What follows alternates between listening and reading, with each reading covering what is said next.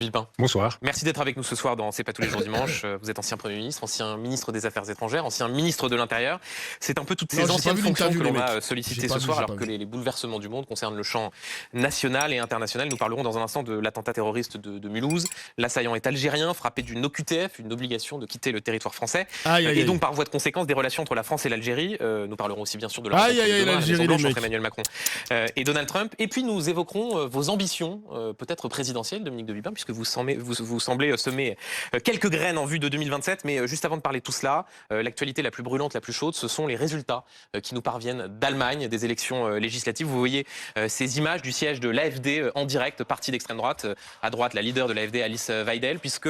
Ils ont fini deuxième, les mecs. Ils ont terminé deuxième. L'extrême droite aux portes du pouvoir. Parti d'extrême droite Olaf Scholz a fini troisième, les mecs.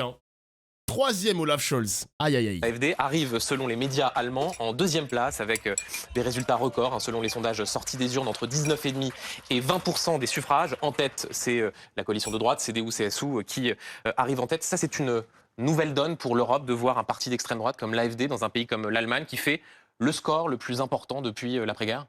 C'est la confirmation de ce qui était attendu, et c'est la confirmation de ce que nous voyons depuis maintenant plusieurs années en Europe, c'est-à-dire la progression des partis d'extrême droite et la progression des partis populistes, et qui plus est avec un soutien direct de l'administration Trump et des États-Unis. Donc oui, ça confirme. Et en même temps, vous avez raison, c'est une élection historique, parce que les choix que va faire l'Allemagne seront déterminants pour notre avenir et pour l'avenir de l'Europe.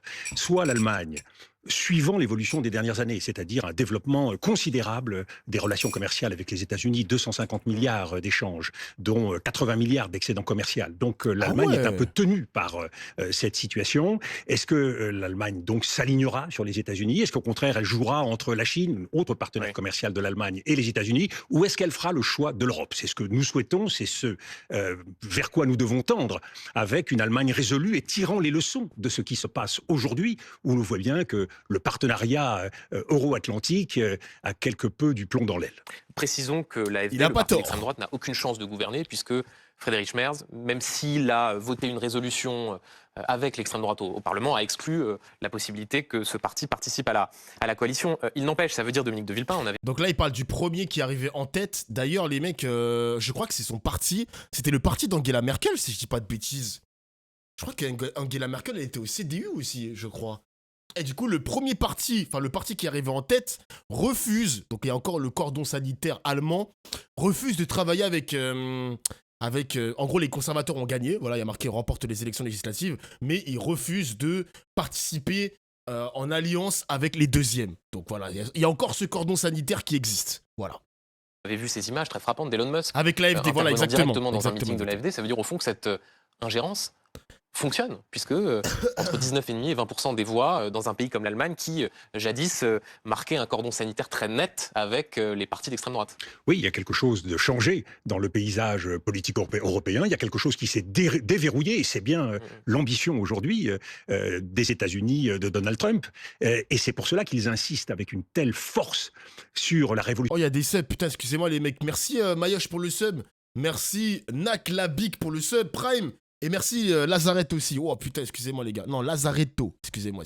Technologique et la révolution numérique. Le but, c'est véritablement de faire de l'Europe un grand marché vassalisé, pas seulement pour des raisons commerciales, mais pour des raisons aussi de technologie numérique, c'est de dominer les esprits. Cette colonisation numérique, elle leur garantit que l'Europe, désormais, sera pleinement dans l'ombre américaine et évoluera très fidèlement derrière les États-Unis. Bien évidemment, c'est quelque chose de totalement inacceptable. Donc, il va falloir suivre en Europe les répercussions de il y a un risque d'émergence de ce que certains appelaient une internationale populiste. Mais elle est déjà présente. On l'a vu à Madrid il y a quelques semaines. Il y a déjà une unité de ces mouvements qui se créent. On l'a vu ce week-end à Washington avec Steve Bannon. Donc nous voyons bien que cette émergence, elle est confirmée et elle est en pleine ascension. La question, c'est celle du calendrier, car aujourd'hui, on a le nez sur la vitre et on veut croire que Donald Trump est parti pour une conquête glorieuse pour 100 ans. L'histoire est quand même un peu plus compliquée. Donald Trump, dans 2 ans, aura des midterms elections qui seront sans doute difficiles, et puis on ne peut pas imaginer que l'Amérique ne se réveille pas, que le peuple américain, que les institutions américaines, que les partis américains, que les contre-pouvoirs, que les médias ne réagissent pas. Aujourd'hui, C'est vrai en Europe, on le constate malheureusement, mais c'est vrai aux États-Unis, il y a un effet de sidération. Néanmoins, une politique comme celle de Donald Trump ne peut pas ne pas laisser des traces. Et je pense que très rapidement, nous verrons les conséquences négatives, pour l'Europe bien sûr, mais aussi pour les États-Unis. Et vous savez, un parti populiste au pouvoir, il est soumis à l'épreuve du feu. On voit très rapidement les conséquences. Et c'est pour cela qu'ils attachent tant d'importance à cette révolution numérique. Car c'est une façon, en quelque sorte, de rendre les États-Unis et l'Europe totalement amnésiques. C'est-à-dire de vivre sans les conséquences de ce qu'ils font, puisque le narratif sera écrit, créé par les Trumpistes et leurs alliés libertariens, les oligos, les techno-entrepreneurs qui domineront avec Donald Trump. Et donc, vous évoquez, Dominique de Villepin... D'ailleurs, parenthèse, les mecs, ils ont fait une stat, depuis l'élection de Trump, je crois qu'il a expulsé au total 40 000 personnes. Il a expulsé 40 000 personnes dans leur pays d'origine. Putain, wesh, les États-Unis, ils ont déporté de malades, hein, 40 000 personnes depuis le début du mandat de Trump. Ouais, c'est une dinguerie. Cet effet de sidération, on y reviendra dans un instant, mais j'aimerais qu'on aborde ce qui s'est passé hier, la situation mecs, à Mulhouse avec cet attentat islamiste. Un stade de foot entier. Je rappelle pour ceux qui nous regardent que l'assaillant est algérien, il avait été condamné pour apologie du terrorisme. La France avait essayé de le renvoyer 10 fois, à 10 reprises. La France avait contacté le consulat pour essayer d'obtenir ce qu'on appelle un laissez-passer consulaire, sans succès. Putain les mecs, j'ai vu un bout de l'interview de Retailleau à TF1. Wesh, il est pas content. Je sais pas comment ça va se passer entre l'Algérie et la France, mais il est pas content, le Retailleau. Ils ont essayé de le renvoyer 10 fois, les mecs. 10 fois, wesh. Est-ce que, comme le demande le ministre de l'Intérieur, Bruno Retailleau, il faut désormais assumer le rapport de force avec l'Algérie sous peine d'être impuissant et de voir ce type de situation se reproduire? Alors, si vous le permettez, avant d'en venir à la réponse à votre question, il faut prendre la mesure de la tragédie. Et je pense bien sûr à la victime, je pense aux policiers municipaux blessés, à leurs familles. 10 fois, j'ai pas compris. En gros, l'OQTF qui a agressé, malheureusement, en plus, je crois qu'il est d'origine portugaise, le père de famille, marié et tout. Il a une OQTF. Il a une OQTF, voilà. Et Bruno Retailleau, enfin, les services du ministère de l'Intérieur ont essayé de l'expulser 10 fois en Algérie et 10 fois les Algériens, enfin le gouvernement algérien a refusé de le récupérer. Voilà. C'est une tragédie qui frappe en plein cœur toute la ville de Mulhouse, toute la région et bien sûr triste, toute la nation. Donc ce qui se passe est effroyable et nous ne pouvons pas voulu défendre quelqu'un, je crois. Rapidement tirer les leçons. Parce que si l'on se met à la place de Zinedine pour le sub, ça vaut quoi? On a l'impression d'une série noire qui ne s'arrête pas et qui s'intensifie. On a le sentiment d'un État impuissant. Et on voit ce même type de drame se produire au-delà de nos frontières. On l'a vu un certain nombre de fois en Allemagne. Donc, une fois de plus, ne réduisons pas ce qui s'est passé à une simple question diplomatique. Elle est importante, cette question. Alors, j'y viens. Il y a une question diplomatique. Manifestement. Et il faut la traiter. Et ça dit quoi? Ça dit que nous ne pouvons pas ne pas trouver un terrain d'entente avec l'Algérie pour régler ces problèmes. Bruno Retailleau veut croire que le rapport de force va tout arranger. Si c'était vrai, ça se saurait. Nous l'avons essayé avec de nombreux pays, nous et les Européens, dans le passé. Nous savons que dans ces situations de crise, loin de débloquer, cela, au contraire, conduit à une impasse encore plus grande. Donc qui suscite le rapport de force de Villepin? Qui refuse d'accepter des ressortissants? Permettez-moi de faire en sorte que ceux qui nous écoutent puissent prendre la mesure de la gravité. Il y a une question diplomatique, il y a une question de sécurité, il y a une question de terrorisme islamiste. Il y a derrière, bien sûr, des enjeux migratoires. Et il y a des enjeux sanitaires. Bruno Retailleau l'a reconnu lui-même, une question psychiatrique. Donc, quand on est face à cette situation et que l'on est ministre de l'Intérieur, il faut utiliser tous les instruments qu'on a pour essayer de régler ce type de problème, d'apporter des réponses et éviter que cela ne se répète, en utilisant tous les leviers dont on peut disposer. Qu'est-ce que j'ai entendu hier aux 20h de TF1 ? Un ministre de l'Intérieur. Était-ce un ministre de l'Intérieur? Parlait-il comme ministre de l'Intérieur ou parlait-il comme candidat à l'élection de la présidence des Républicains? J'ai entendu quoi? J'ai entendu que c'était la faute à la loi. Il fallait donc changer la loi. On en reparlera. J'ai entendu que c'était la faute à l'Algérie. J'ai entendu... C'est pas le cas? On va y venir. J'ai entendu, à partir de là, parce que je sache, les relations avec l'Algérie ne sont pas dans l'escarcelle de M. Retailleau. C'est la responsabilité du ministre des Affaires étrangères et c'est la responsabilité du président de la République. J'ai eu le sentiment de la défausse. Ah, Bruno Retailleau se défausse. J'ai eu le sentiment de la défausse. Pourquoi? Bon, après, Retailleau, c'est pas le seul à se défausser. Hein. Genre, Macron, il nous a pas aidés. Hein. Les relations franco-algériennes, elles sont devenues exécrables depuis le premier mandat d'Emmanuel Macron. Donc, ouais, ils se défaussent tous, les mecs, en quelque sorte. Hein. Un ministre de l'Intérieur, d'abord, ce qu'il doit faire, c'est tirer immédiatement les conclusions de ce qui se passe. Qu'est-ce qu'on peut améliorer? Qu'est-ce qu'on peut améliorer? On Bah peut oui. constater qu'au-delà, et on va y venir à cette question très importante des relations avec l'Algérie, il y a un problème de cohérence des différentes chaînes de responsabilité. La chaîne pénale, la chaîne judiciaire, la chaîne de sécurité, la chaîne sanitaire, avec y compris cette question psychiatrique, et la chaîne diplomatique. Le ministre de l'Intérieur, il a des responsabilités de coordination. Il lui appartient de vérifier que tous les éléments puissent être en quelque sorte mis en place de façon à pouvoir être plus efficaces. Derrière le cas qui a été évoqué, maintenant que nous savons, à la fois OQTF, à la fois personnalité dangereuse et à la fois personnalité qui pose un problème psychiatrique. Ça pose la question aujourd'hui, à travers tous ces fichiers qui se sont multipliés, de la dangerosité, de l'évaluation de la dangerosité si je puis me permettre, de ces personnes. vous avez dit beaucoup de choses. Et donc, attendez, je termine là. Et j'aimerais qu'on prenne le temps de, en quelque sorte, prendre point par point les éléments que vous avez mais on y reviendra, je termine ce tableau général pour arriver à mon point.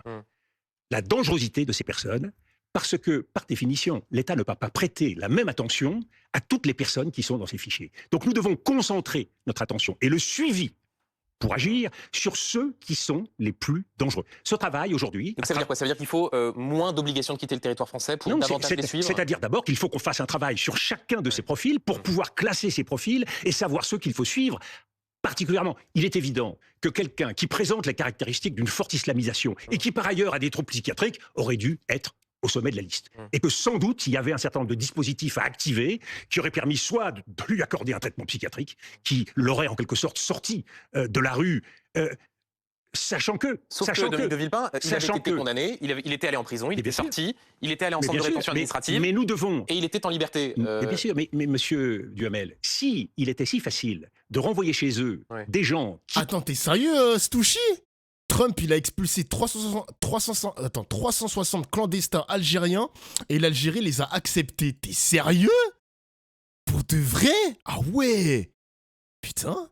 Très bonne réponse de Villepin. J'aime bien la réponse de Villepin, les mecs. Hein. J'aime bien. Moi, en fait, ce qui m'agace, je vous dis la vérité, les mecs. Hein. Parce que moi, j'ai des potes algériens, etc.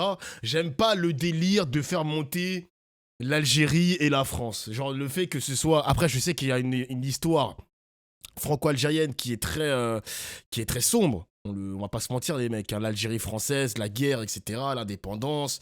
Il y a plein de trucs, en veux-tu, en voilà. C'est n'importe quoi. Mais le fait de continuer à creuser à creuser, on va dire, comment on peut expliquer ça? Cette mauvaise diplomatie entre l'Algérie et la France, je trouve ça extrêmement triste. Genre, vraiment, je trouve ça triste de fou, genre. Mais bon.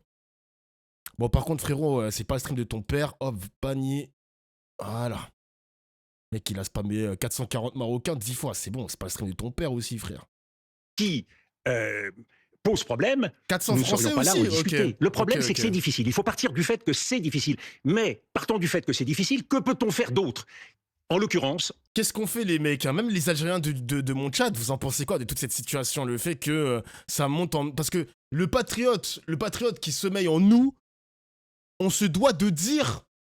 Bon, l'Algérie, je vous aime bien et tout, mais wesh, on va pas se faire pisser dessus, nous, Français. On va pas se faire pisser dessus, nous, bleu, blanc, rouge. Qu'est-ce qu'on fait? C'est quoi les leviers pour essayer d'imposer une sorte de... J'aime pas trop ce terme, mais je suis obligé de le dire. Imposer, en quelque sorte, une sorte de rapport de force contre l'Algérie. Qu'est-ce qu'on fait? C'est ça la question. Genre, Dominique de Villepin, il essaie d'apporter des éléments de réponse. J'ai vu aussi que la gauche... par la voix d'Emmanuel Bompard et même Manon Aubry, je crois que c'était Manon Aubry, c'était pareil, mais ils sont tous sur une même voie. Il faut repenser la diplomatie franco-algérienne. Voilà.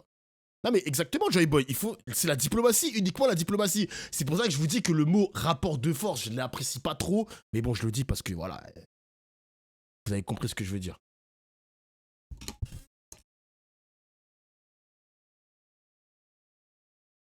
Tu t'entends parler, pourquoi il y aurait besoin d'imposer un rapport de force avec l'Algérie? Ah ouais, donc tout ce que j'ai dit avant, t'as oublié quoi. Je dis que le point le plus essentiel, et toutes les personnalités de gauche le disent, le point le plus essentiel, c'est de revoir la diplomatie franco-algérienne. C'est tout ce que j'ai dit, les gars. Donc je sais pas ce que t'as imaginé, frérot. J'ai vu un tweet pas plus tard que ce matin, où il y a un mec qui l'a dit, il faut déclarer la guerre à l'Algérie. Quand je vous dis, les mecs, que les débats partent totalement en couille en France, ça arrive même sur mon chat Twitch. Alors vraiment, c'est calmez-vous les gars, calmez-vous. L'Algérie, c'est pas mes ennemis, c'est pas mon ennemi. Les Algériens, ce ne sont pas mes ennemis. On se calme. On est là pour débattre. Y a rien les mecs. Il faut déjà négocier avec eux comme avec les autres pays. Mais moi, je pense que le point, genre un début de solution, déjà, ce serait changer de président, changer de politique. Parce que honnêtement, si tu veux parler avec un gouvernement algérien, tu peux pas le faire avec Macron, tu peux pas le faire avec Marine Le Pen, encore moins avec Bardella et avec Retailleau, tu peux le faire qu'avec un autre gouvernement qui est sans doute peut-être de gauche, qui est Algérie compatible, quoi. Algérie compatible, au moins dans la diplomatie. C'est un élément de... C'est la sortie du tunnel. Changer d'idéologie politique, peut-être, je sais pas. Je sais pas. Macron, il flippe trop. Après, les mecs, quand vous dites ça... Macron, il flippe trop, Macron, je sais pas quoi, j'ai l'impression que quand tu dis ça, c'est-à-dire qu'il perd ses couilles contre l'Algérie. Ça veut dire, indirectement, que tu veux qu'il impose un rapport de force pour montrer que la France, on n'est pas des salopes. Ben moi, j'aime pas ce discours, littéralement, j'aime pas ça. J'aime pas quand vous pensez comme ça. J'aime pas. Dofla, s'il te plaît, ne lis pas le chat en mode c'est toujours sourcé, s'il te plaît, surtout sur un sujet comme ça. Oui, je sais, les gars, que le sujet, il est électrisant, je sais. Vous pas être exactement le chat. Ne soyez pas bellicistes. Exactement. Tranquille, les gars, ne soyez pas bellicistes. Macron, il a flingué les relations internationales de la France, je te jure. Tout le monde le dit, de toute façon, les mecs, tout le monde le dit. On pouvait agir sur cette dimension psychiatrique. Deuxièmement, j'aimerais vous poser... Deuxièmement, le centre de rétention administrative. Désolé, parce que une des réponses qui est apportée par M. Retailleau, c'est de dire qu'il faut allonger la durée dans les centres de rétention administrative. Très bien, si c'est un élément qui peut faciliter les choses, très bien. Mais les centres de rétention administrative ne sont pas forcément faits pour accueillir des personnes de cette dangerosité-là. Oh là là, donc j'en viens à merci, l'Algérie, si vous 31 mois de seul. Et moi, si vous le permettez, Dominique de Villepin, je vais essayer de poser une question, puisque le principe de cet entretien, c'est qu'il y a des questions et des réponses. Je vous en prie. Je suis étonné de la façon dont vous semblez balayer d'un revers de main la responsabilité de l'Algérie. Vous avez un pays qui, semble-t-il, c'est pas semble-t-il, c'est ce que dit le ministre de l'Intérieur, refuse à 10 reprises de délivrer un laissez-passer consulaire qui permettrait d'expulser, et donc que l'Algérie accueille, un ressortissant qui a été condamné, qui visiblement représente un danger pour les Français. Et vous dites que c'est trop facile de mettre en avant la responsabilité de l'Algérie. Ce que je dis, c'est que la situation dans notre relation avec l'Algérie est inacceptable. Elle est inacceptable. Mais la faute à qui ? Mais peu importe, la faute à qui, c'est pas le sujet. Le problème, monsieur Duhamel, quand vous êtes aux affaires, quand vous êtes ministre de l'Intérieur, c'est de régler les problèmes. Dire c'est la faute de l'Algérie, ça nous fait avancer. En l'occurrence... Il a raison. Ça sert à rien de trouver la faute de qui Il est con quoi, le journaliste, frère. Et vous avez le sentiment que les choses allaient mieux quand Emmanuel Macron est allé en Algérie en 2022 à essayer d'obtenir un rapprochement. Vous avez le sentiment que les autorités d'Alger ont aidé, ont délivré davantage de Monsieur Duhamel, j'ai le sentiment que la question des relations avec l'Algérie, c'est d'abord la responsabilité du ministre des Affaires étrangères et du président de la République. C'est-à-dire que c'est pas ce que dit, et on a bien vu la façon dont étaient accueillis à Alger les propos de M. Retailleau, c'est pas ce que dit M. Retailleau qui peut infléchir la position des Algériens. Donc on courbe l'échine. Non. On ne dit rien. L'Algérie insulte la France. Si, j'essaie d'écouter, mais ce que je vous dis, c'est étonnant de disculper de cette manière le régime d'Alger. S'il y a un message à porter à l'Algérie, et un message de fermeté, mais en même temps qui permet de faire avancer des solutions. Ce message doit être porté par le président de la République et le ministre des Affaires étrangères. En l'occurrence, M. Retailleau n'est pas placé, il n'est pas dans la fonction qui est dans la responsabilité. C'est pas de son domaine de compétence à Retailleau, c'est vrai ça. Hein. C'est pas son domaine, donc il ferme sa gueule, c'est tout, c'est comme ça. Il qu'il a sienne pour faire cela. Il a un problème, qui est le retour des OQTF. Eh bien... Après, il y a aussi autre chose, les gars. Là où je suis un petit peu d'accord avec Dominique de Villepin, mais à moitié avec Retailleau, je vais m'expliquer, les gars, je vais quand même argumenter.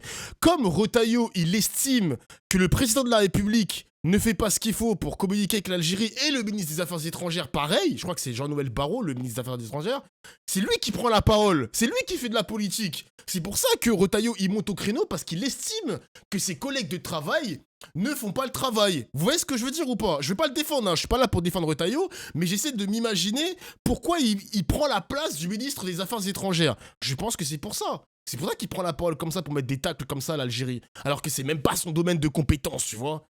Genre, c'est une dinguerie quand même. Il outrepasse sa fonction, c'est normal. Bah oui, il fait en quelque sorte de la politique aussi, les gars. Et d'ailleurs, et c'est pour ça que Dominique de Villepin, il est basé sur ce qu'il dit, c'est qu'il a dit que est-ce que c'est le ministre de l'Intérieur qui parle ou est-ce que c'est le futur président des Républicains? Parce qu'en quelque sorte, il fait de la politique pour espérer vaincre Laurent Wauquiez pour avoir la présidence des Républicains et ensuite pour aller à la présidentielle de 2027. Donc en quelque sorte, il utilise sa fonction de ministre de l'Intérieur pour instiller des idées politiques, quoi. Vous voyez ce que je veux dire? Un gouvernement vraiment médiocre, c'est médiocre. Hein. Franchement, le Jean-Noël Barrot, frère, on ne sait même pas où est-ce qu'il est. Il passe son temps à parler d'Israël. On l'entend pas sur l'Algérie, on l'entend sur nulle part, mon gars. Genre, c'est une dinguerie. Un gouvernement d'incapables. Incapable, mon gars. Chaîne de responsabilité pour faire en sorte de régler le problème avec l'Algérie, c'est le ministre des Affaires étrangères et le président de la République. Voilà, vous savez, la République, il a raison. Nous ne sommes pas une République bananière. Il y a des responsables. Les responsables, ils doivent assumer leurs responsabilités. Et donc, le président de la République, le ministre des Affaires étrangères doivent mettre leur poids dans la balance pour essayer de régler cette question. La question maintenant, c'est pourquoi cela bloque avec l'Algérie. Et surtout, que faut-il faire? Parce que, pardon, dans le débat, par exemple, quand il était question de remettre en cause l'accord de 68, qui est un accord qui lie la France et l'Algérie, vous aviez eu ces mots: on ne peut pas prétendre parler au monde aujourd'hui en employant uniquement le langage de la surenchère. Voilà ce que vous aviez dit chez nos confrères de Mediapart. Pardon, mais ça, c'est un levier. Si on n'a pas de levier... Non, mais c'est un levier. Vous, croyez-vous, monsieur Duhamel, que c'est un levier? Parce que vous avez le clavier des petits châtiments et vous croyez que l'Algérie va modifier son comportement parce que vous aurez dénoncé tel accord économique, parce que vous aurez dénoncé les visas. Exactement, il a raison. Tu retires les accords de 68, est-ce que ça va calmer l'Algérie? Absolument pas. Il a raison. Alors qu'est-ce qu'on fait? Il a raison. Mais, monsieur Duhamel, c'est là où je veux en arriver. Parce que ce que je veux vous expliquer, c'est que la surenchère du durcissement ne réglera rien. C'est l'expérience diplomatique. C'est 40 ans d'expérience diplomatique qui me font parler comme ça. Quand vous êtes dans des situations de crise, avec des États qui ont une très forte identité nationale, qui plus est l'histoire que nous avons avec l'Algérie. Ce n'est pas en jouant le bras de fer que vous y arriverez. Donc que faut-il faire? Et en tout cas, ce n'est pas sur la scène publique et aux 20h de TF1 qu'il faut le faire. Donc là, je trouve qu'il y a une forme d'amateurisme et j'estime que le gouvernement dirigé par M. Bayrou doit un minimum faire le travail qui est le sien en liaison avec le président de la République. Donc, exactement, les termes, les gars. Putain, il y a un mec qui m'a follow sur ma chaîne, les mecs, il s'appelle Rakai Mingo. Attendez, je vais lui mettre une pastille, j'attends son premier message, qu'est-ce qu'il va me dire? Rakai Mingo. Attends. Ah, la gueule du pseudo, frère. Allez, hop. Que l'on travaille sérieusement, que l'on décide une politique et que l'on mette en œuvre cette politique. Ce que je dis, moi, c'est que nous avons un problème avec l'Algérie qui est un problème global. Il n'est pas ce problème avec l'Algérie uniquement sur les OQTF et le retour des immigrés en situation illégale. C'est un problème beaucoup plus vaste. Oui. C'est un problème. Qui a la responsabilité de la dégradation des relations entre la France et l'Algérie? Mais la responsabilité, vous pouvez la prendre d'un point de vue diplomatique, c'est le fait que nous ayons renoué avec le Maroc sur le Sahara occidental. Ça, c'est ce que pense Alger. Et non, mais est-ce que vous pensez, vous? Non, mais moi, je suis un responsable politique. Oui. Moi, ce que je veux, c'est régler les problèmes. Je ne veux pas jeter l'anathème sur les uns et sur les autres. Qui parlera à l'Algérie le jour où il faudra renouer avec l'Algérie, monsieur Duhamel? Donc, c'est trop facile. Aujourd'hui, évidemment, je vais vous dire, mais bien sûr, quelle honte, c'est dramatique, regardez, ils détiennent Boualem Sansal. C'est facile, c'est très facile. Ça ne fait pas avancer le schmilblick. Monsieur Duhamel, la responsabilité politique, ce n'est pas d'aller dans le sens du vent. Ce n'est pas de surenchérir. Ce n'est pas de choisir la facilité. Et ce n'est pas d'aller de micro en micro alors qu'il faut tenir le manche de la République. C'est ça. C'est intéressant ce que vous dites. Vous accusez effectivement Bruno Retailleau, les autres d'amateurisme. Je suis étonné d'une chose. On vous a entendu, quand vous étiez en responsabilité, dire les choses haut et fort, notamment en matière de diplomatie, on y viendra tout à l'heure. Et là, avec l'Algérie, au fond, ce que vous prônez, ce que vous défendez, c'est ne rien dire. Ne rien dire parce que cela risquerait de les mais je ne dis pas du tout de risquer. Au fond, il faut que tout se fasse dans la coulisse. Le rapport de force dans la diplomatie est quelque chose qui n'existe pas, qui ne peut jamais marcher? Mais absolument pas. Mais il marche de façon efficace quand ce rapport de force est utilisé de façon adaptée. Rappelez-vous la crise avec les États-Unis que nous avons connue en 2003. Oui. Vous m'avez vu insulter Colin Powell. Vous avez vu Jacques Chirac insister George Bush. Vous nous avez vu élever le ton et agonir d'injures comme les Américains l'ont fait. Vous ne trouverez pas... Élever le ton en 2003 contre l'intervention des États-Unis en Irak. Vous ne trouverez pas un mot au-dessus de l'autre de la diplomatie française en 2003 contre les États-Unis. Parce que ça n'aurait servi à rien, encore plus. Donc, vis-à-vis de l'Algérie aujourd'hui, il s'agit de renouer un fil. Il s'agit de retrouver un terrain. Un terrain. Quand vous vous lancez sur un terrain avec des munitions, des armes, vous faites exploser la grenaille, vous n'avez aucune chance de pouvoir nouer ce fil. Moi, je suis conduit au service de l'État dans une logique de résultat. Alors évidemment, ça ne peut pas satisfaire le journaliste que vous êtes. Ça non, ne vous donne pas, le journaliste que je suis est interrogatif quant au partage des responsabilités que vous faites entre la France. C'est un petit malin, hein. Franchement, il joue bien avec les mots et tout. Je pense qu'il est bien entouré aussi, le Dominique de Villepin, hein. Il doit avoir une équipe de com qui manie bien les mots, hein. C'est un petit coquin, hein. C'est l'Algérie. Au fond, vous êtes extrêmement vocal sur les fautes commises par Bruno Retailleau. Quant à la responsabilité du régime d'Alger du président algérien Abdelmajid Tebboune, je vous entends un peu moins, mais monsieur Jamel, peut-être que je suis sourd d'une oreille ou...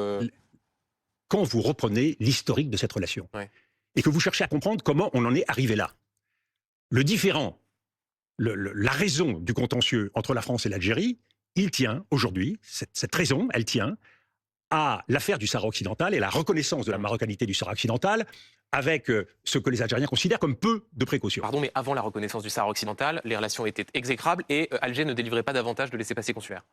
Oui, comme beaucoup d'autres pays de cette région. Mais très bien, mais donc c'est pas cet événement-là... Mais c'est là où les choses se sont cristallisées. Nous sommes dans une relation tendue. Le fait aujourd'hui d'arriver dans une négociation qui doit avoir lieu avec l'Algérie, en renvoyant l'ensemble de la responsabilité à l'Algérie, ne vous fera pas avancer d'un iota. Vous voyez? Il y a un mec qui m'a follow qui s'appelle Dofla le Gaucho. Putain, mais qu'est-ce qui va se passer ce soir sur Twitch? Qu'est-ce qui va se passer ce soir dans le streaming français, bordel? C'est quoi ce pseudo, gros? Beaucoup de gens se soulagent dans ces situations, estiment qu'il est bon d'insulter l'adversaire, qu'il est bon de considérer qu'on a raison à 100%. C'est le Dofla par exemple, verse. Dominique de Villepin, les visas longue durée, notamment... Oh, il a parlé, les mecs. Je te kiffe, Dofla. Gouachef bandit. Merci, mon gars, Gouachef bandit. Il a dit je te kiffe. Salut. Pour les dirigeants algériens, eh ben, on s'en sert comme d'une façon d'essayer d'obtenir des laissez-passer consulaires. Ça, c'est pas de l'insulte. C'est pas de l'insulte. Mais si je vais le faire avec l'Algérie, je ne vais pas aller le dire aujourd'hui sur ce plateau. Je le ferai.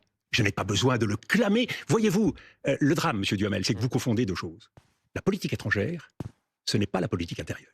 Et quand vous faites, et c'est ce qu'oublie monsieur Retailleau, quand vous faites de la politique intérieure avec la politique étrangère, c'est-à-dire quand vous utilisez les mots que vous souhaiteriez que j'utilise ce soir, et que je ne fais pas par mesure, comme sur beaucoup d'autres sujets, eh bien, vous... Mais comme vous n'êtes pas aux affaires, on pourrait attendre peut-être davantage de franchise sur ce sujet. Non, mais c'est justement, ma franchise à moi, c'est d'assumer de vous dire que vous n'irez que dans une impasse en pratiquant cette politique de la terre brûlée. Cela ne fait pas avancer les choses. Tous ceux qui, aujourd'hui, pratiquent cette politique de la dénonciation systématique, sans voir ce qu'on pourrait faire pour essayer d'avancer. Moi, ce qui m'intéresse, c'est comment on peut renouer les fils entre les deux pays. Et puis, ne l'oublions pas, nous avons M. Boilem Sansal, qui est aujourd'hui... Il faut qu'il soit libéré ou pas? Mais bien évidemment qu'il faut qu'il soit libéré. Et il faut le dire très fortement. Ça, on peut le dire. Mais non, mais comme pour le reste.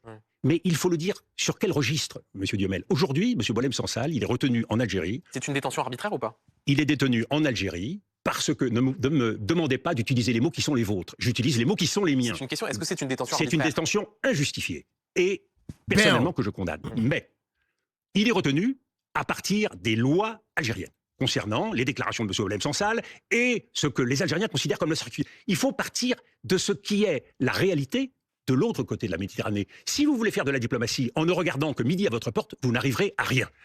À partir de là... Vous mettez en avant les lois algériennes. Ça veut dire que vous dites quoi? Au fond, si on suit les lois algériennes, la détention est plus ou moins c'est-à-dire que selon... logique? Non, selon les lois... C'est les mots de Rima Hassan aussi, les mecs. C'est les mots dans le long thread de Rima Hassan. Elle expliquait aussi que Boilem Sansal, elle veut le libérer, il n'y a pas de souci, mais il a été détenu parce qu'il a enfreint les lois algériennes. Et du coup, on a aussi Dominique de Villepin qui répète à peu près le même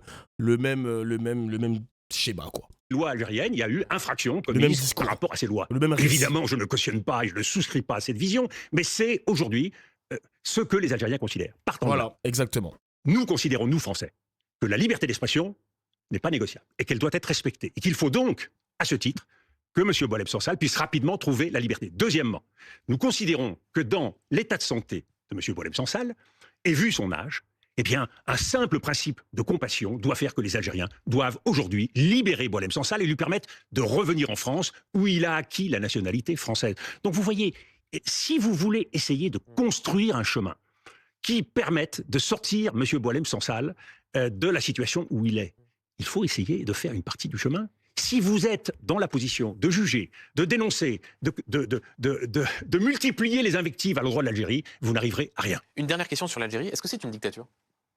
Oula. Vous savez, je vais vous raconter une petite histoire. Ça, c'est souvent une... Quand on commence la réponse comme ça, c'est qu'on n'a pas envie de répondre. Non, monsieur, parce que vous voyez bien, si je vous dis aujourd'hui que c'est une dictature, je rentre dans un scénario qui me conduit, sur le plan politique et diplomatique, à une impasse totale dans nos relations avec l'Algérie.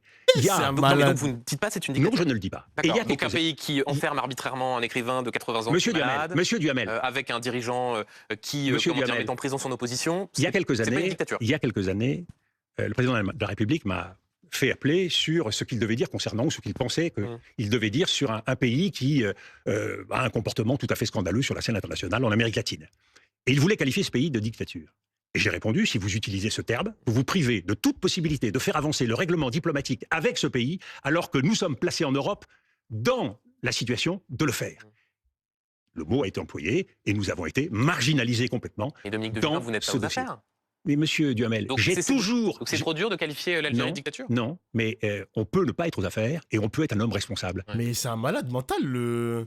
Attends, mais c'est un malade mental, le journaliste. Comment ça? Le mec, il essaie de faire croire vraiment que l'Algérie est une dictature. Il faut que les responsables politiques, faut que les acteurs politiques le disent. C'est une dinguerie de faire ça, genre. Ouais, c'est un idiot, Duhamel. C'est une dinguerie de faire ça. On peut avoir un avis sur l'Algérie, il n'y a pas de souci. Si vous voulez le considérer comme dictature, pas de problème. Mais à la télévision, devant des millions de téléspectateurs, et surtout un homme qui veut avoir sans doute une responsabilité politique pour 2027, il n'a pas à dire ça. Parce que justement, en disant que l'Algérie est une dictature, tu fermes les portes d'une diplomatie avec ce pays. Donc quel est l'intérêt, genre? C'est n'importe quoi. Il attise la haine, c'est insupportable, je te jure. On répète, depuis tout à l'heure, le monsieur te répète qu'il faut remettre à plat la diplomatie algérienne, franco-algérienne, pardon, faut renouer des liens, faut renouer une sorte d'amitié avec eux, et le mec, il te pose la question, est-ce que c'est une dictature? Va te faire enculer, frère. Mais va te faire foutre.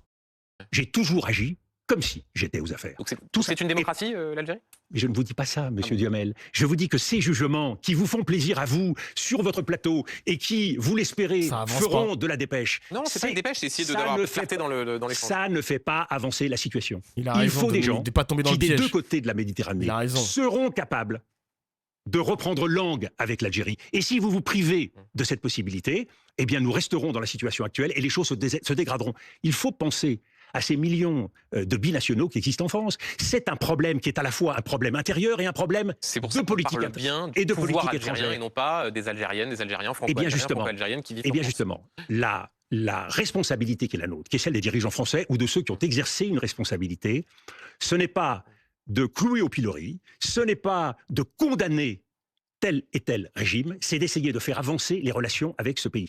Dominique de Villepin, je voudrais qu'on parle bien évidemment de ce qui va se jouer demain à la Maison-Blanche, cette rencontre entre Emmanuel Macron et le président Donald Trump. Très bon. Tenter d'imposer les Européens à la table des négociations entre la Russie et les États-Unis au sujet de l'Ukraine. La phrase de fou. Vraiment un cafard, ce Duhamel. Vraiment un cafard. Vous connaissez sans doute cette phrase, Dominique de Villepin, de Lénine. Je ne dis pas que c'est votre référence, mais elle est connue. Il y a des décennies où rien ne se passe et il y a des semaines où des décennies se produisent. On a le sentiment que c'est précisément ce qu'on est en train de vivre dans ces débuts de pourparlers, de discussions entre les États-Unis et la Russie. C'est en effet un basculement que connaît notre monde. Un basculement que l'on voit venir depuis déjà un certain nombre d'années. Il se confirme. Et dans ce basculement, il y a à la fois une dimension idéologique, et elle est importante dans la relation entre les États-Unis, l'administration Trump et la Russie, et il y a en même temps un basculement géopolitique, qui fait qu'aujourd'hui, ceux qui étaient nos alliés, très fidèles, et qui partageaient avec nous des valeurs, une certaine conception de la démocratie, eh bien, sont absents de cette relation. Ce paradigme démocratique n'a plus la force qu'il avait précédemment, et ce qui détermine la politique américaine, c'est une certaine forme de mercantilisme, et non plus la volonté d'apporter une garantie à l'Europe et ailleurs dans le monde. Donc cette situation, c'est une situation de bascule, qui doit nous amener, nous, à prendre nos responsabilités, complètement en Europe, alors que pendant longtemps, nous nous sommes reposés, la France beaucoup moins que les autres, bien sûr, merci au général de Gaulle, et nous avons donc à trouver ensemble avec les pays européens les moyens d'agir et de reprendre notre indépendance. C'est une bataille qui se joue pour notre souveraineté, pour notre sécurité, pour notre indépendance. Concrètement, demain, le président de la République va donc échanger avec Donald Trump. Qu'est-ce qu'il peut lui dire? Et au fond, est-ce qu'il peut, à la place qui est la sienne, réussir à le convaincre? Puisqu'on voit bien que Donald Trump est rentré. D'ailleurs, update les mecs, hein. Vous avez vu les vidéos, je pense qu'on va les voir tout à l'heure dans les journaux, mais Donald Trump qui n'accueille même pas Emmanuel Macron, il se fait accueillir par une autre personne. Genre, c'est n'importe quoi, hein. Et il doit peser de tout son poids, hein. Macron doit peser de tout son poids pour espérer que les États-Unis soient plus pro-européens que pro-russes, quoi. Dans une sorte de négociation en disant d'ores et déjà que l'Ukraine ne rentrerait pas dans l'OTAN, qu'il n'y aurait pas de retour à la souveraineté territoriale en 2014, en disant par ailleurs pique-pendre de Volodymyr Zelensky. T'es sûr que c'est une fake news? T'es sûr de ça? Qu'il qualifie, je cite, de dictateur sans élection. Est-ce que Emmanuel Macron peut réussir à obtenir quelque chose? Au fond, je ne vais pas vous demander ce que vous lui diriez à Donald Trump si vous étiez à la place d'Emmanuel Macron, mais précisément dans cet art de la diplomatie que vous avez défendu sur le sujet précédent, que peut obtenir Emmanuel Macron? Alors d'abord, nous sommes dans une séquence, comme le disent les diplomates, où plusieurs pays européens vont être reçus à Washington. Le président viendra, le britannique jeudi. Le président de la République a réuni les partis politiques. Le président de la République... Je suis tombé dans une fake news, là? Pourquoi je le vois pas être accueilli par Macron, par Trump, les mecs? Mais what? Il est accueilli par une dame qui est en bleu. Je suis pas fou. Il s'est fait accueillir. En fait, il y a une autre vidéo où il est accueilli par Macron, par Trump. Attends. Oh, jure, il y a une vidéo qui débunk le truc.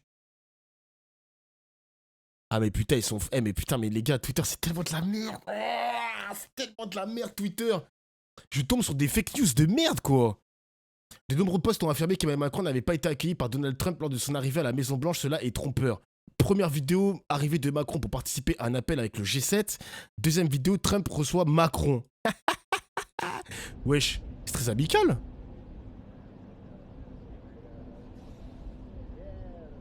Des grands sourires, les gars. Hein. Mettez une note, bordel. Mais attendez, les mecs, vous savez qui a tweeté cette vidéo? La fake news, vous savez qui l'a tweeté? C'est ce gros bâtard de Florian Philippot, les mecs. Attends, il a supprimé son tweet ou pas, cet enculé? Ou il a laissé volontairement la fake news? Attendez, je regarde.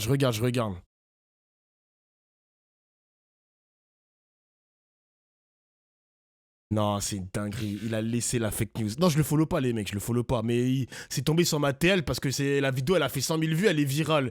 Il a laissé la vidéo, c'est une dinguerie. Et je crois que Asselineau aussi, il a fait la même... Il a pas fait la même vidéo? Attends, Asselineau. Il a supprimé ou pas? Mais c'était ouf, ces bâtards à laisser des fake news comme ça, hein.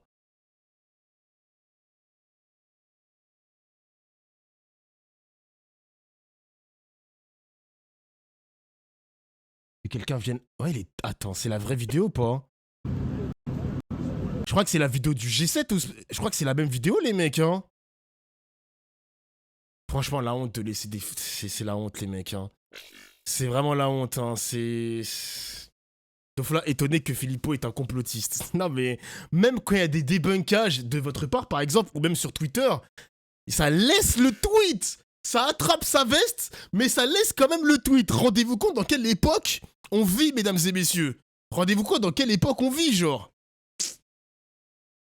Ah là là là là là. S'est exprimé sur les réseaux sociaux pour dire ce qu'il dirait à Donald Trump, et en particulier qu'il ne fallait pas être faible. Je crois qu'il faut aller plus loin. Il faut aller plus loin dans la précision nécessaire vis-à-vis de Donald Trump, qui ne sera pas ébranlé par le conseil que pourrait lui donner son ami Emmanuel Macron. Soit plus fort, soit plus intransigeant. Tu ne peux pas être faible avec Vladimir Poutine, voilà ce qu'il a dit. Oui, parce qu'on te le reprochera et que ce sera un signe de faiblesse. D'ailleurs, le tutoiement en anglais a quelque chose de curieux. Mais enfin, bon. Il y a deux éléments qui me paraissent déterminants dans le message que nous devons adresser aux États-Unis, et c'est un message qu'il faudrait pouvoir porter entre Européens et avec les Ukrainiens. Le premier, c'est que nous ne pourrons pas cautionner un accord signé par les États-Unis et la Russie si l'Ukraine et l'Europe n'y sont pas associés. Ça, c'est quelque chose, c'est un verrou et un langage que dans l'esprit du deal, Donald Trump peut comprendre. Parce qu'il s'agit clairement de poser un verrou. Nous ne l'accepterons pas. Deuxièmement. D'ailleurs, le Premier ministre britannique, les mecs, il a encore confirmé aujourd'hui, et là, c'est pas une fake news, c'est pas un truc bizarre, le premier ministre britannique a dit, il s'appelle Stammer, je crois, un truc comme ça, qu'il veut envoyer et que ça ne le dérange pas d'envoyer des troupes en Ukraine. Donc je vous rappelle que c'est des troupes en Ukraine pour le maintien de la paix. Donc il faut d'abord un accord de paix, un accord de cessez-le-feu entre l'Ukraine et la Russie, et ensuite ils vont envoyer des troupes au sol pour aller justement vérifier que cette paix soit bien respectée. Voilà. Un peu compliqué quand même. Nous ne participerons pas à un accord de sécurité ou à un accord de paix. C'est-à-dire que nous ne déploierons pas de forces de sécurité en Ukraine, autour de l'Ukraine. Dans le cadre d'un éventuel cessez-le-feu. Oui. Ou d'un accord de paix. Si nous ne sommes pas partie prenante de cet accord avec les Ukrainiens et avec l'accord des Ukrainiens. C'est-à-dire que nous marquons clairement à Donald Trump qu'il peut s'engager lui-même, mais il ne peut pas nous engager dans la négociation avec la Russie. Vous voyez, il y a quelque chose de très humiliant dans ce qui s'est passé, à la fois dans le coup de fil de Donald Trump à Vladimir Poutine, et en même temps dans le premier round de négociation qui s'est déroulé en Arabie Saoudite, de très humiliant. Et du humiliant pour la France, pour l'Europe ? Pour nous tous. C'est que nous sommes manifestement, dans l'esprit de Donald Trump, une variable d'ajustement, ce qui constitue un véritable régal pour Vladimir Poutine. C'est une aubaine. Est-ce qu'on a des moyens de pression ? C'est intéressant, les deux points que vous soulevez, qui sont d'ailleurs peu ou prou les points évoqués par Emmanuel Macron et la France. Est-ce que... Non, c'est pas tout à fait les mêmes. Sur le fait de dire que rien ne peut se faire sans l'Europe, les Ukrainiens. Là, rien ne peut se faire. Là, c'est concrètement, en termes de déploiement des forces et en termes de signature de l'accord. Il faut être précis, M. Duhamel. Quels moyens de pression ont les Européens pour s'imposer à la table des négociations ? Puisque, au fond, Donald Trump et Vladimir Poutine échangent. Est-ce qu'il y a une façon de s'imposer à la table de négociation ? Alors, il y a une partie dans cette négociation que nous pouvons maîtriser et où nous avons toute notre place. Il y a une partie qui est plus difficile à maîtriser. Dans la partie que nous pouvons maîtriser, c'est celle qui concerne... Quelle humiliation ? C'est un point d'interrogation ou pas ? Parce que oui, on s'est fait humilier, les mecs. Faut pas avoir peur de le dire. Genre, on est humiliés, on n'est pas à la table des négociations quand ils ont parlé... quand les États-Unis et les Russes sont partis en Arabie Saoudite pour discuter, pour échanger, il n'y avait pas les Européens ni les Ukrainiens, les gars. Donc oui, clairement, faut pas avoir peur de dire qu'on a été humiliés, les mecs, c'est vrai. C'est juste vrai, genre. Le règlement de l'affaire ukrainienne... Il y a un mec sur le chat qui l'a précisé, ça fait 3 ans que nous, Européens, on essaye de négocier une paix avec la Russie. Donald Trump, il arrive en 1 mois, il négocie tout dans le dos des Européens et des Ukrainiens. Oui, on est humiliés, les mecs. C'est tout, c'est comme ça. Et c'est pas Macron qui participe à ça, les mecs. C'est plus un problème européen, les mecs. L'Europe, maintenant, c'est, aux yeux de Trump, un petit continent qui ne pèse pas de tout son poids dans la négociation avec la Russie. En général, ça aurait été un tripartite, genre Europe, États-Unis, Russes, s'engagent à discuter ensemble. Mais là, c'est Russes-USA, les gars, on n'est pas là, genre, allô, on peut venir à la table ou... Je comprends pas, genre. Tout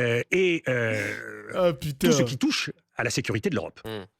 Ça, c'est quelque chose qui, évidemment, nous concerne au premier chef. Et je vous rappelle que dans la guerre d'Ukraine, l'Europe, en montant totaux, a dépensé un peu plus que les États-Unis. C'est dire que nous ne sommes pas quantité négligeable dans cette affaire. Et c'est dire aussi que dans le cadre de la reconstruction de l'Ukraine, bien évidemment, qui sera aux avant-postes. On a bien compris que Donald Trump ne souhaitera pas autrement que pour des affaires mercantiles y participer. C'est bien évidemment l'Europe qui y participera.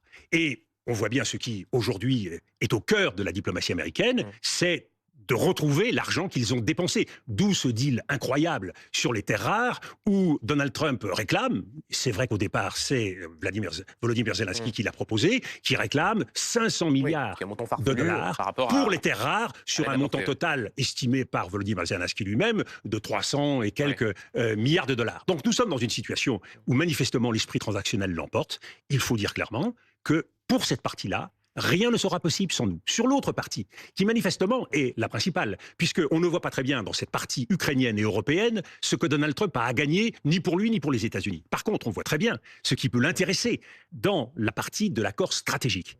C'est à la fois un accord cadre avec la Russie sur l'architecture de sécurité stratégique, ce qui concerne la maîtrise des armements, ce qui concerne éventuellement la réduction du nombre de têtes nucléaires, ce qui concerne éventuellement des investissements que les États-Unis pourraient faire en matière énergétique en Russie. Et puis surtout, parce que c'est, je crois, la grande motivation de Donald Trump. Donald Trump veut opérer un jeu de bascule. Les mecs, j'ai une question un peu stupide. Excusez-moi, je vais te poser la question stupide de ouf, mais j'ai une question. Comment on fait pour réduire les têtes nucléaires ? Genre, comment on le fait ? Genre, on les fait exploser ? Est-ce qu'on les transporte pour les donner à la Suisse ? Comme c'est un pays neutre ? Genre, comment on fait pour réduire ces têtes nucléaires ? On les enfouit. On les vend. Bah non, mec, ça se passe pas comme ça. Ah, on les enterre. Ça se démantèle. Ah ouais? Ok. Un fichier zip. T'es trop con, putain. On les démantèle, ok. On peut démanteler des têtes nucléaires. Ok. Ok. Ok. Non, mais elle est intéressante, la question. Genre, vraiment, je sais pas comment ça se fait concrètement, genre. Une opération de contournement. Ok, Une sorte démantèlement. d'opération Nixon à l'envers, c'est-à-dire gagner la Russie, enrôler la Russie, de façon à pouvoir se retourner vers la Chine en position de force. Vous évoquiez tout à Et l'heure. il y a un troisième élément. Metal Gear Solid, jamais. C'est que dans cette offensive Jamais de touché Donald au Trump jeu. avec Vladimir Poutine, il y a manifestement une collusion idéologique. Voilà deux tenants d'un ultra-conservatisme affiché, parce que la réalité est quand même un peu différente en matière sociétale, mais il y a un ultra-conservatisme qui fait que Donald Trump se sent bien avec les hommes forts, c'est-à-dire ceux qui contrôlent leur société, et dans des sociétés où toute capacité de réaction est relativement tenue. D'où l'importance, une fois de plus, de l'offensive numérique. Mais est-ce que dans ce Donc, cadre dans de ce 2020, contexte-là, les États-Unis sont encore nos alliés? Vous évoquiez tout à l'heure ce qui s'était passé en 2003 et ce discours que vous aviez tenu à l'ONU pour dire non à l'intervention américaine en Irak. À ce moment-là, il y avait des tensions, un discours anti-français développé outre-Atlantique. Est-ce qu'on risque d'arriver au même fossé entre la France, l'Europe et les États-Unis, compte tenu, encore une fois, de ce que vous expliquez de ce que vous appelez une collusion entre Donald Trump et Vladimir Poutine? Nous sommes à un stade beaucoup plus avancé, c'est-à-dire beaucoup plus détérioré, puisque c'est, une fois de plus, on l'a dit, un basculement historique. Ah, vous dites que c'est pire qu'en 2003. Non, mais 2003, c'était ce qu'on pouvait penser, une rupture ponctuelle avec une administration qui était celle de George Bush, dominée par les néoconservateurs. Là, nous sommes dans une évolution historique qui est d'une toute autre nature et d'une toute autre ampleur, à la fois sur le plan idéologique et sur le plan politique. Et c'est pour cela que l'offensive qui se fait en Europe, c'est une offensive contre l'état de droit. Quand l'Amérique s'en prend à la liberté d'expression en Europe, au Royaume-Uni, en Allemagne, un peu partout dans les pays européens, en Espagne, on voit bien que bientôt ce aussi. qu'ils défendent, c'est la possibilité de pratiquer une sorte d'illimitisme. Il n'y a plus de limites, il n'y a plus de règles, parce que cela permet à la toute-puissance américaine de prendre la place, de prendre le contrôle. Et voyez-vous, c'est tout ce qui me gêne aujourd'hui dans le risque pour notre propre pays. C'est que cette contagion de la doctrine Trump, d'une pratique du pouvoir qui ne connaît plus de limites. Vous considérez qu'il y a une forme de... C'est le mot de François Bayrou, il dit il y a une fascination pour Donald Trump d'une partie de l'opinion. Vous considérez qu'une partie de l'opinion, une partie de la classe politique française il y a est aujourd'hui une sorte d'instinct à la fois de violence et de mort, une pulsion qui gagne nos sociétés, qui les pousse à la radicalité. Et voyez-vous, dans le discours et l'expérience française, la République. Il a tellement bien saisi les enjeux de notre époque. Mais vous savez, les mecs, bon, je vais pas faire le suceur ni le gars qui fait de la promotion, mais vous savez que Mélenchon, genre vraiment Jean-Luc Mélenchon, il a des discours assez similaires. Parce que là, il sort. Lui, Mélenchon, il est plus dans cette position de cette France non alignée, mais qui tient quand même un discours de diplomatie où vraiment il veut unifier les deux pays. On a Dominique de Villepin de son côté qui, lui, veut placer la France au centre du jeu géopolitique. Cet impérialisme français qui veut que la France soit un pays vraiment qu'on doit écouter, qu'il faut écouter, c'est des idées qui se rapprochent pas du tout, mais le point commun de ces deux idéologies qui se battent en duel, on va dire ça comme ça, c'est qu'ils comprennent à peu près les enjeux. Ils comprennent les enjeux de la géopolitique actuelle, actuelle. Mélenchon qui ne veut pas s'aligner, pas de troupes en Ukraine, il faut quand même parler à Poutine, ne pas l'ignorer, mais il ne faut pas que la France soit co-belligérant. On a Dominique de Villepin qui veut replacer la France au centre des négociations, il veut aller à la table, il veut aller à la confrontation, il veut être en face de Poutine pour discuter. Genre les gars, il y a plein de manières différentes pour comprendre la géopolitique en 2025. Hein. Mélenchon, il est trop radical sur certains points et Dominique de Villepin, il est plus neutre et plus pragmatique. Alors, neutre, Dominique de Villepin, je pense pas, hein, les mecs. Excusez-moi, ces discours sur la Palestine et sur le Liban, on n'a pas un Dominique de Villepin neutre, hein. Alors là, je suis pas du tout d'accord avec ça, les mecs, hein. Pas du tout d'accord. Est au cœur. La défense de la République est au cœur. Et cette défense de la République, elle a comme principal point d'appui l'état de droit, c'est-à-dire la séparation des pouvoirs, le respect des droits fondamentaux, une hiérarchie des normes. Tout cela constitue notre patrimoine commun qui nous permet de vivre ensemble. Ce qui me gêne dans ce qui se déchaîne dans notre pays depuis déjà maintenant plusieurs années, c'est que peu à peu on voit renier cet édifice. Et y compris, nous parlions de M. Retailleau tout à l'heure, quand il considère que l'état de droit n'est pas sacré et que c'est quelque chose, après tout, qui peut être modifié. Il y a là... Putain, en vrai de vrai, les mecs, hein. Les gars, je suis désolé, mais quand tu fais tes courses et que le frigo, il est rempli, qu'est-ce que t'es heureux. Le frigo est rempli, les placards sont remplis, ça fait trop du bien d'avoir un frigo rempli à ZP. Sur le plan de l'idéologie, une poussée sécuritaire, identitaire, ça fait du vers bien. la radicalité qui constitue une véritable menace pour nos sociétés. Parce que c'est le champ libre au trumpisme, c'est le champ libre aux extrêmes droites. Et je ne veux pas d'un pays, la France, ni l'Europe, qui sera le terrain de chasse d'une extrême droite, avec des pays européens soumis, vassalisés, ayant à la fois renoncé à être eux-mêmes et en même temps ayant renié leur héritage. Parce que vous voyez, monsieur Duhamel, nous avons un héritage. Et ce qui se fait en ce moment, dans cette politique de surenchère et d'équilibre, c'est justement le reniement de ce que nous sommes. Nous voulons croire, comme l'ont fait les Américains, et c'est pour cela que vous voyez, je me suis opposé aux interventions militaires quand elles n'ont pas d'objectif politique. Comme aujourd'hui, je m'oppose à la pratique d'une diplomatie qui serait sans limite et sans règles, et qui serait simplement des mots ajoutés les uns aux autres, et qui, en quelque sorte, nous ferait plaisir. La diplomatie, ce n'est pas l'art de se faire plaisir. La diplomatie, c'est l'art d'obtenir des résultats, en faisant en sorte que les deux parties puissent avancer l'une vers l'autre, et trouver un terrain d'entente. C'est ça une approche républicaine et démocratique. Et c'est cela qui, sur tous les sujets, devient de plus en plus difficile dans notre pays. Et croyez-moi, si je suis là devant vous ce soir, vous allez m'interroger sans doute sur je ne sais quelle ambition.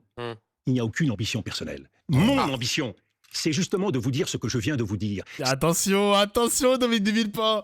Mon chat a dit plusieurs fois qu'en 2027, tu seras là. Moi, j'y croyais pas. Maintenant, j'y crois un peu plus, mais il nous fait croire qu'il n'a pas d'ambition personnelle.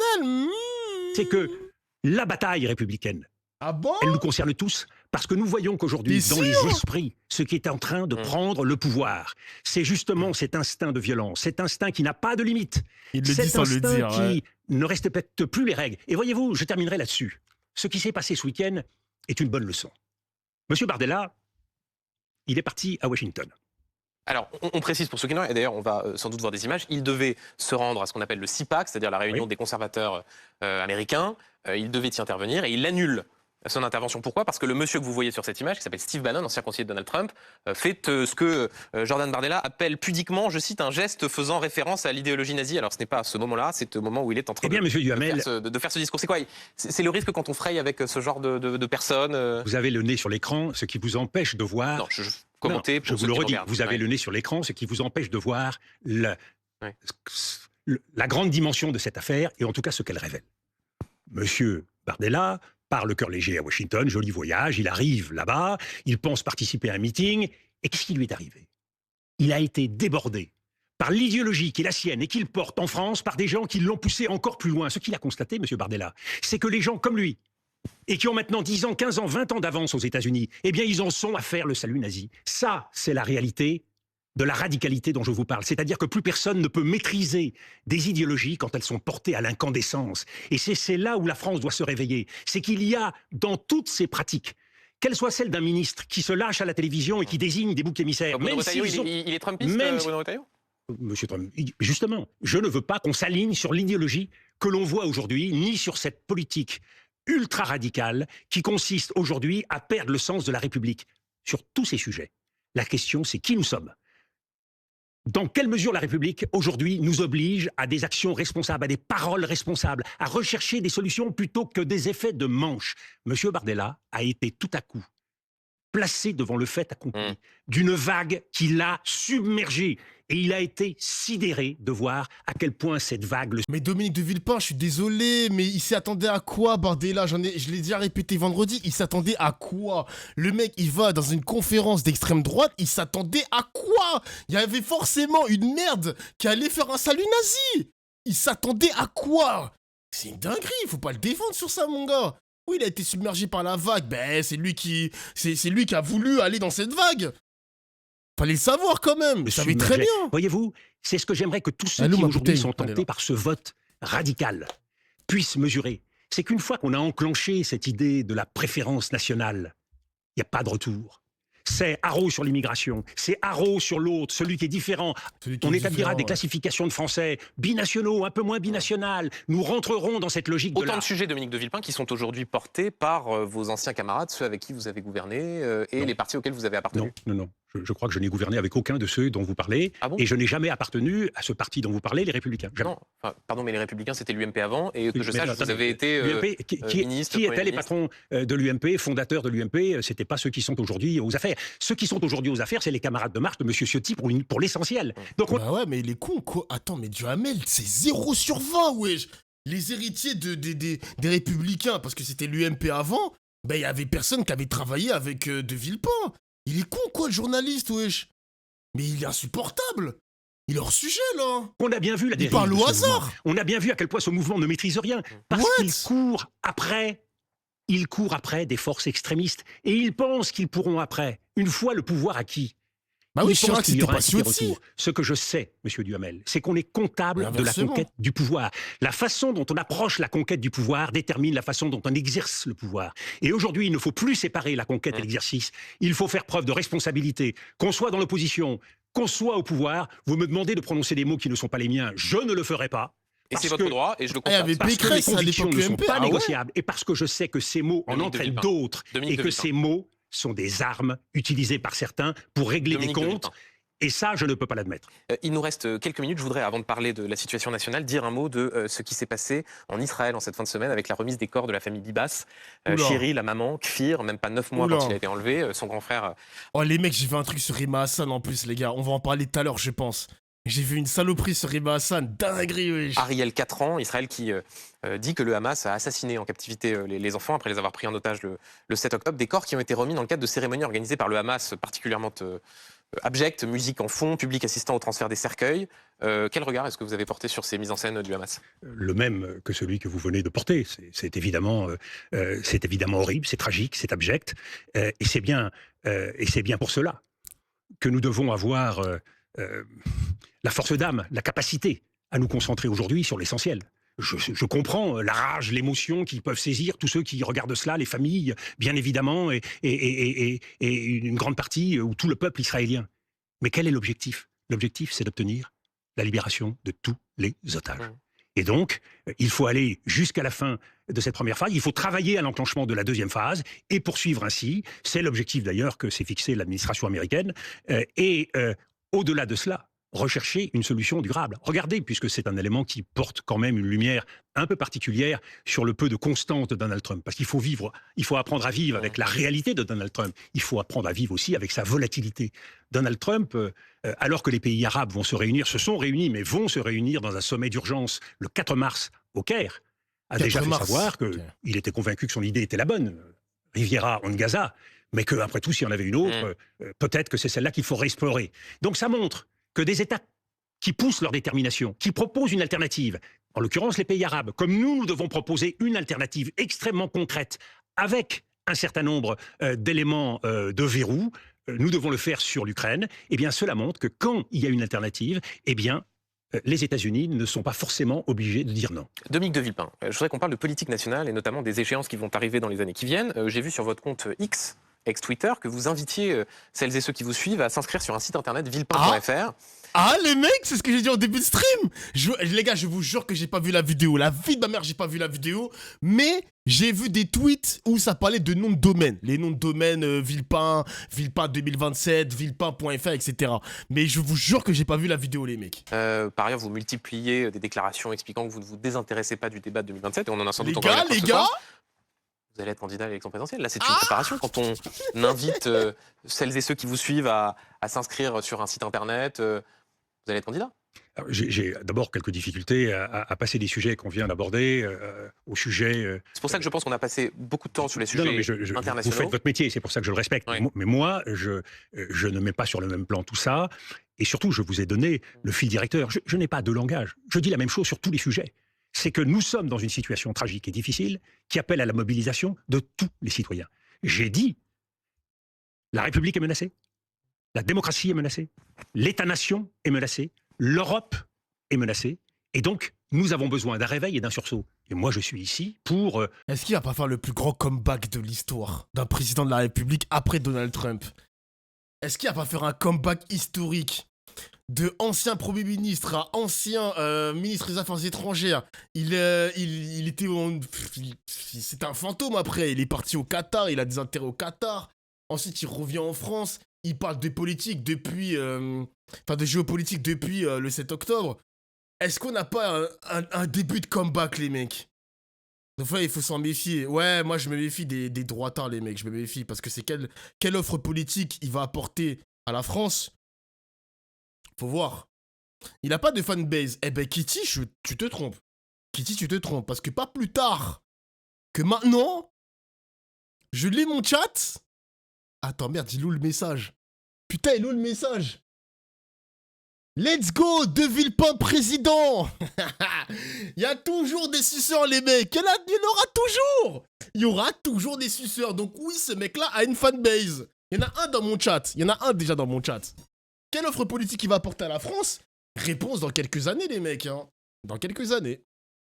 Ban le Doflap. Mais j'ai pas le ban, vous êtes fous, quoi.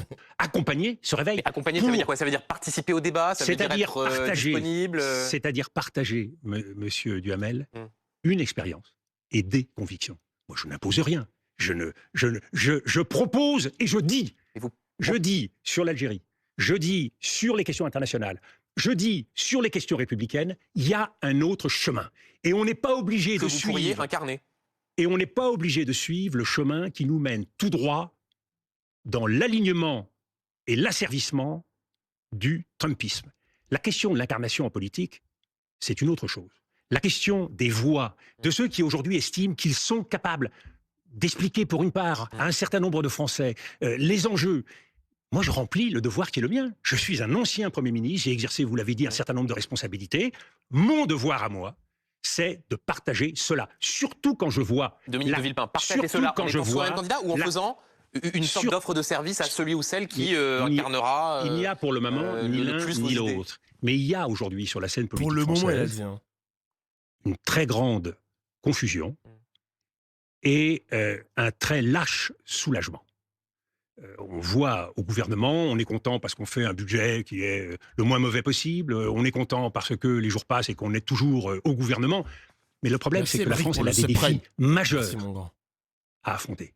Et donc, je ne suis pas là pour me mettre en haut de l'affiche. Mais pour dire, si jamais... Non, et pour dire, le chemin vers lequel tout vous porte, le chemin qui, de très nombreux médias, tous les réseaux sociaux vous portent, qui est celui de la radicalité, de toujours penser que c'est en durcissant, c'est en radicalisant que la solution se trouve. Je vous dis, celui-là ne vous mènera qu'à la frustration, qu'à davantage de peur et davantage de colère. Il n'y a pas d'issue. Nous le savons. Vous savez, monsieur Duhamel, derrière ce que j'ai dit en matière internationale, depuis 20 ans, il y a cette idée que la force militaire ne règle rien si elle n'est pas accompagnée d'une exigence politique. Ce que je dis en politique intérieure, c'est que la radicalité ne règle rien en l'absence de toute vision pour essayer de républicaine.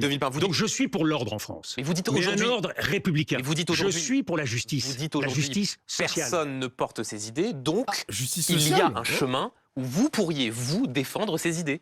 Mais il y a surtout un chemin où d'autres pourraient les porter avec moi. Certains pourraient peut-être les porter mieux que moi, et je m'en réjouirais. Mais ce que je veux aujourd'hui, considérer, exactement comme d'autres l'ont fait dans des grands dévous historiques de notre histoire. Parce qu'on ne peut pas dire, monsieur Duhamel, que nous sommes dans un moment tragique, dans un grand rendez-vous de l'histoire, et ne pas considérer que dans cet état d'urgence, il ne faut pas se mobiliser. Donc ce que je dis, c'est que, oui, rassemblons-nous, faisons en sorte que tous ceux qui pensent qu'il y a un autre chemin pour la France, un chemin de dignité, de respect, d'altérité, un chemin qui est fidèle à notre héritage d'universalisme et d'humanisme. Ce sont des mots de... Il fait un appel du pied à la gauche. Moi, je le comprends comme ça aussi. Mais les années passent et De Villepin, est-ce que c'est pas un centriste? C'est compliqué, hein. C'est compliqué, hein, parce qu'un mec qui a mené la politique de Chirac en étant Premier ministre, bon, on va pas se mentir, les mecs, l'UMP, c'est vraiment un parti politique fou, droitard de baiser, genre. Mais là, maintenant, le De Villepin de 2025... c'est quoi son idéologie politique? Ça pue le centriste en vrai, hein. Un gaulliste à l'ancienne, ouais, mais c'est très compliqué à définir ce qu'il apporte, parce que là, il a parlé de justice sociale, tu vois. Tu mets ça dans la bouche de Retailleau, mais le mec, il vomit, frère, hein. Tu mets ça dans la bouche de Marine Le Pen, de Zemmour, de Bardella. Justice sociale. Qu'est-ce que tu racontes? Mec, c'est à n'y rien comprendre. Non, je dis pas qu'il est de gauche, Cynthia. J'ai pas dit qu'il est de gauche. Je dis que son offre politique, pour l'instant, c'est un peu flou dans son échiquier, en tout cas. J'arrive pas à le placer correctement, quand même. J'ai du mal.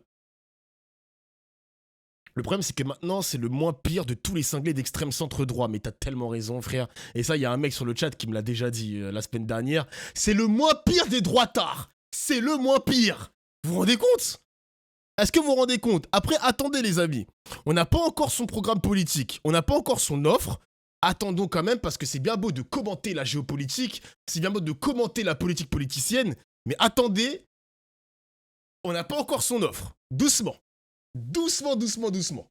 Quasi candidat, Dominique de Villepin. Mais monsieur Diomel, ce sont les mots que Merci mon j'ai J pour le employés toute ma seul, vie. merci mon gars. Ce sont les mots qui sont les miens parce que ce sont les convictions qui sont les miennes. Et ce sont surtout... Dauphin est amoureux de Villepin. Ah, absolument pas les mecs. Hein. J'aime bien son karaté sur la géopolitique, mais de Villepin, je l'apprécie pas forcément. Mais il apporte quelque chose il apporte quelque chose parce que tu sens quand même qu'il y a une bataille qui va se jouer pour la présidentielle avec des candidats mystérieux comme par exemple même Cyril Hanouna qui va potentiellement aussi se présenter en 2027.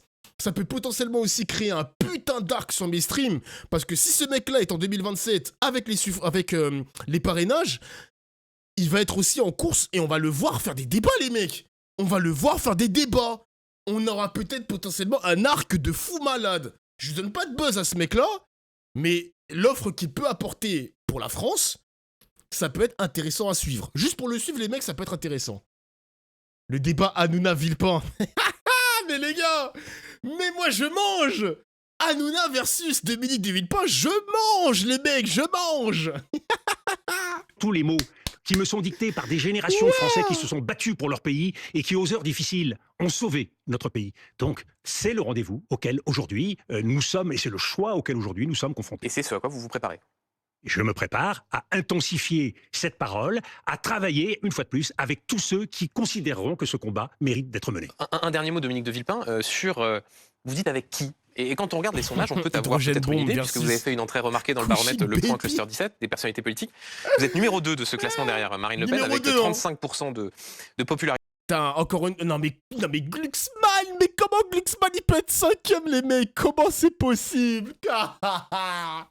Comment Glucksmann est 5ème? C'est le plus grand mystère après le One Piece. Ce qui est fascinant quand on regarde dans le détail, c'est que cette popularité, vous la devez surtout aux sympathisants de gauche. Vous êtes par exemple la 3e personnalité politique préférée des électeurs de Jean-Luc Mélenchon en 2022 avec, voilà, on le voit, 58% d'opinion positive derrière Jean-Luc Mélenchon et Marine Tondelier. Donc c'est quoi, vous allez faire un ticket avec Jean-Luc Mélenchon en 2027? Je vous ai parlé de politique politicienne, de politique partisane, d'alliance. Mais monsieur Diomel, c'est pas le combat qui est le mien. Si aujourd'hui, il y a un certain nombre de Français qui peuvent écouter avec attention ce que je dis, c'est justement parce que je n'entre à aucun moment... Non, parce que vous voyez bien qu'ils sont davantage à gauche qu'à droite. Mais toutes les bonnes volontés, tous ceux qui se retrouvent dans cette exigence républicaine, humaniste, universaliste, tous ceux qui considèrent que la France est en train de dériver vers un modèle qui n'est pas le nôtre et qui est en... C'est un petit malin parce qu'il veut pas rentrer dans des cases gauche versus droite les mecs. Hein. C'est un petit malin. Putain, mais ce mec-là, je suis curieux de savoir son équipe de communication, putain. En train de renier les... Qui es-tu, Dominique de Villepin? Qui es-tu? L'héritage qui est le nôtre. Tout cela, oui, je veux qu'il puisse s'organiser, je veux qu'il puisse travailler. Oh, jure! Merci pour le raid, parole d'honneur, merci, ça fait plaisir. C'est le régène d'Emmanuel Macron. Ah, je sais pas les mecs, hein, je dirais pas que c'est... Ah, peut-être que vous avez raison les mecs. Non, quoique non. Je dirais pas que c'est le régène de Macron 2017 parce que Macron, il était ministre de l'économie, les mecs. Il était déjà dans le gouvernement de François Hollande. Il avait déjà, en quelque sorte, amené la politique d'Hollande à sa manière, tu vois. Mais de dire que c'est le régène... Non, c'est pas le régène de Macron, les mecs. Non, je suis pas...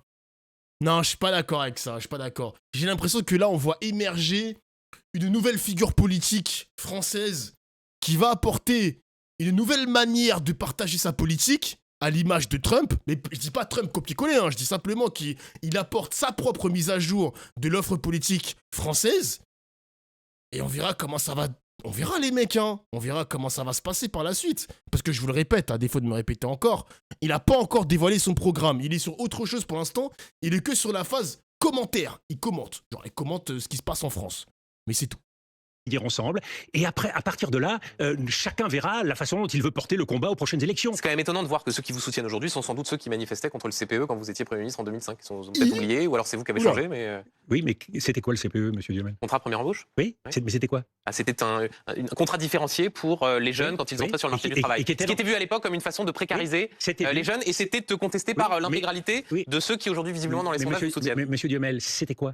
C'était... Putain, il a failli piéger Duhamel, mais Duhamel, il connaît son karaté un peu. Putain, dommage qu'il a répondu.